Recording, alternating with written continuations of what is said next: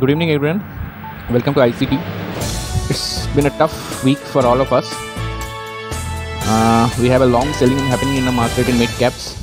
Market is under tremendous pressure, and as we all know, ICT is trading in options, so it's quite dangerous.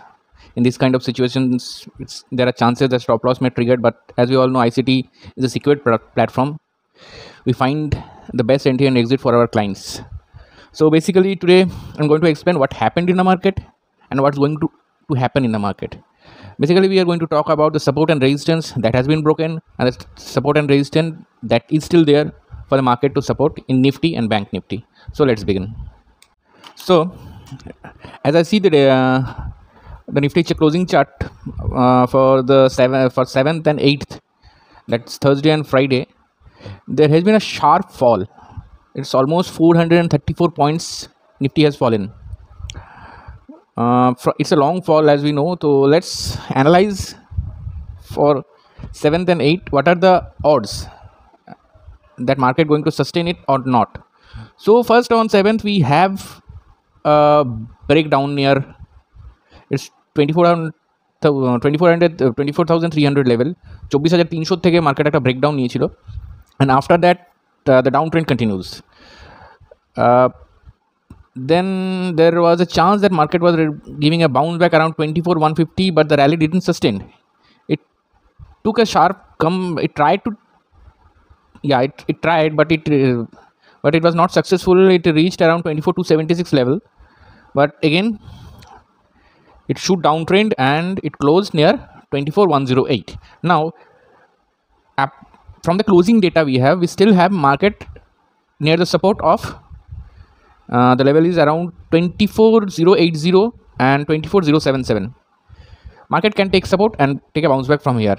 If not taken, if this support is also broken, then we are going to see market around 23,800 shortly. Don't ignore this. Current level of support is around 24,088. If broken, then it's coming to 23,800 mark, and below that it may reach 23,500 to 23,200. The options are still open, and if it goes up, then first it have to breach. There is a FVG breakout structure. There is a fair value gap structured around 24,225. Sorry, exactly 24,225 to 24,300. There are two gaps which needs to cover.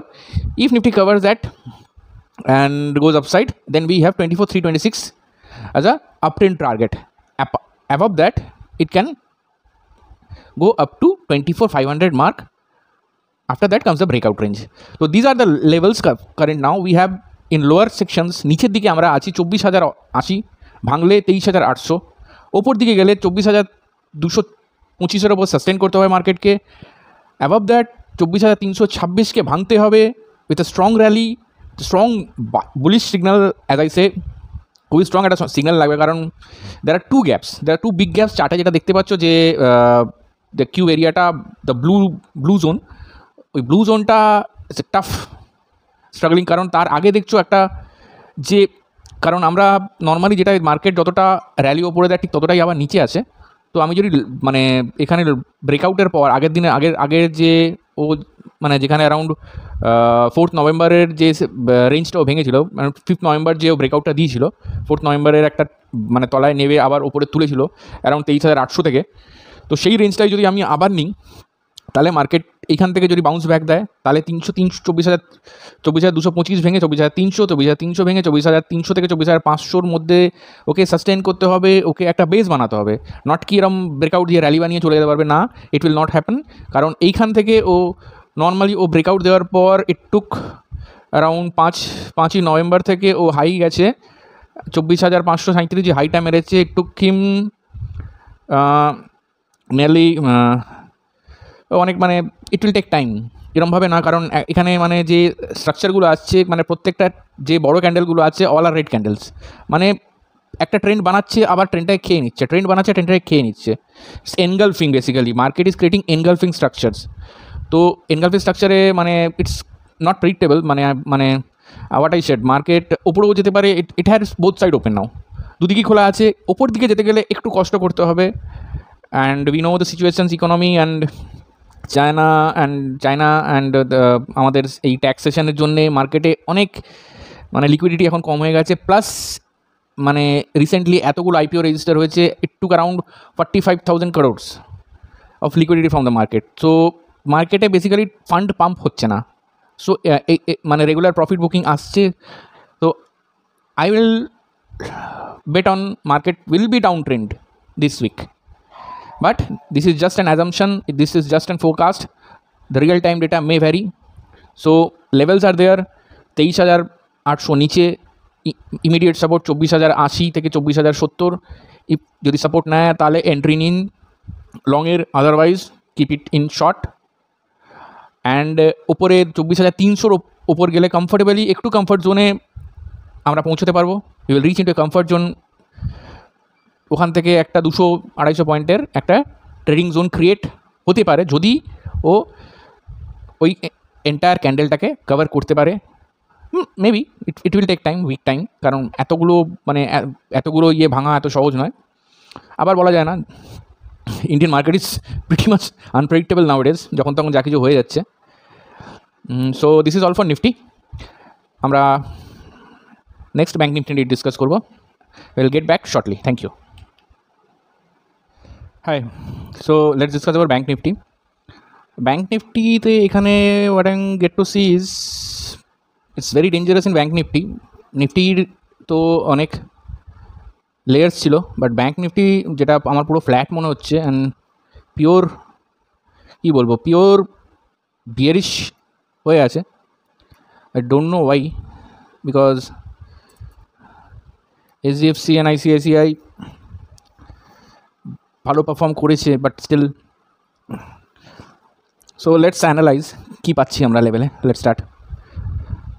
প্রথমে যেটা আমি এখানে দেখতে পাচ্ছি যে এর immediate intraday support যেটা আছে অ্যারাউন্ড 51,248 লেভেলে, লেটস সে 51,240, যেটা যেখান থেকে 5 তারিখ একটা বড় ক্যান্ডেল বানিয়েছিল, মার্কেটকে একটা স্ট্রং বাউন্স ব্যাক দিয়েছিল 5 তারিখ। উই অল নো, মানে ওটা অ্যারাউন্ড ওই 1 ঘন্টা ক্লোজিংয়ের আগের বোধহয় ক্যান্ডেল ছিল, একটা শার্প বাউন্স ব্যাক ছিল, যেখানে সবাই ভেবেছিল যে মার্কেট এবার ওপরে যাবে, কিন্তু ফেইল্ড। একটা তারপর দিন একটা গ্যাপ আপও ছিল অ্যারাউন্ড 6 তারিখ, গ্যাপ আপটাও 600-র কাছাকাছি খুলেছিল, মানে ক্লোজিং দিয়েছিল অ্যারাউন্ড ক্লোজিং 52,390, মানে 52,400 থেকে 200 পয়েন্টের গ্যাপ আপও অলরেডি ও মেরেছিল, কিন্তু sheet happens there.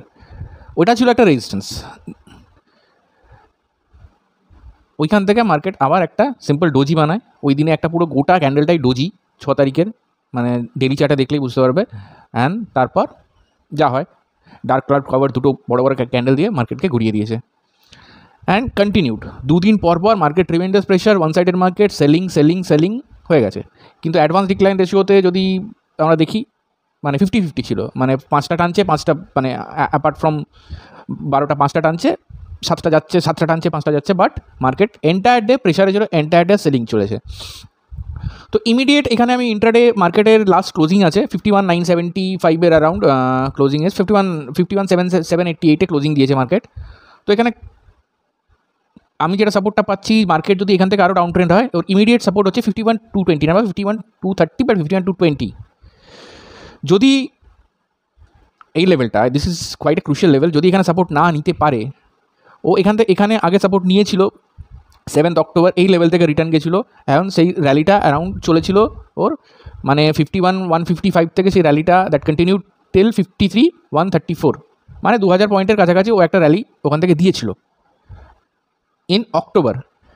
In November আবার ও ওই জোনে আসছে, যদি বাউন্স ব্যাক দেয় দেন এগেন 52,752কে ব্রিচ করতে হবে, ভাঙতে হবে ওপরে যাওয়ার জন্যে।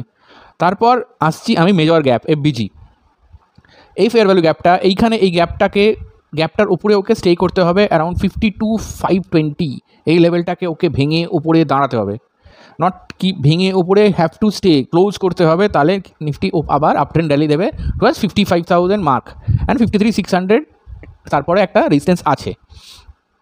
নিচে আসছি, নিচেটা যেটা আমার মানে অ্যালার্ট, যেখানে কারণ খুব শর্ট ইন্টারডে রেঞ্জ আছে একটা, যেখানে নিফটি যদি কালকে যদি এই 225 অ্যারাউন্ড 229 225-এর নিচে যদি চলে যায়, তারপর একটা লিকুইডিটি পাচ্ছি আমি এখান থেকে 50,860-এর নিচে, মানে 50,000 যদি 51,230 ভাঙে, it will reach down to 50,860 for sure. আসবেই মার্কেট, পুরোটা না হলেও নিয়ার দ্য মার্ক আসবে যদি বাউন্স ব্যাক না দেয়। And if it bounces then again 52,772 breach করতে হবে, তারপর উপরে যেতে হবে। কিন্তু যদি 50,800-র নিচে চলে যায়, মানে এক্স্যাক্ট হচ্ছে 50,840, এই 50,840 কিন্তু অগাস্টের সাপোর্ট ছিল। এখান থেকে মার্কেট 3 বার ফেরত গেছে, একবার 6 অগস্ট, একবার 14 অগস্ট, একবার সেপ্টেম্বরেও গেছে। মানে এটা একটা স্ট্রং সাপোর্ট জোন বলতে পারি মার্কেট দাঁড়িয়ে আছে। এই সাপোর্ট জোন আর মার্কেটের মধ্যে এখন নর্মাল গ্যাপ আছে অ্যারাউন্ড 751, 750, মানে 1000 পয়েন্টের মার্কেটে এখন ভোলাটিলিটিতে 1000 পয়েন্টের রিস্কে মার্কেট দাঁড়িয়ে আছে। 1000 পয়েন্ট যদি মার্কেট নিচে চলে যায় তাহলে it's going to be blood bath, কারণ এর নিচে কিন্তু অনেক নিচে মার্কেট 47, প্রায় 49,800 যদি টাচ করে মার্কেট, তো জানি না কী হবে।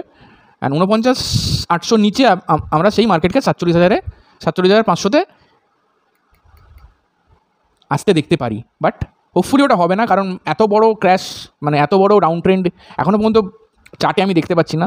রাদার এখানে মার্কেটের মানে যেমন নিফটি সেম, মানে এখানেও সেই এনগালফিং প্যাটার্নস বানিয়ে যাচ্ছে মার্কেট কন্টিনিউয়াস, মানে তিনটে ক্যান্ডেল যদি ওপরে নিয়ে যাচ্ছে, দুটো ক্যান্ডেলে ফেলে দিচ্ছে, পুরো ট্রেন্ডটাকে নষ্ট করে দিচ্ছে।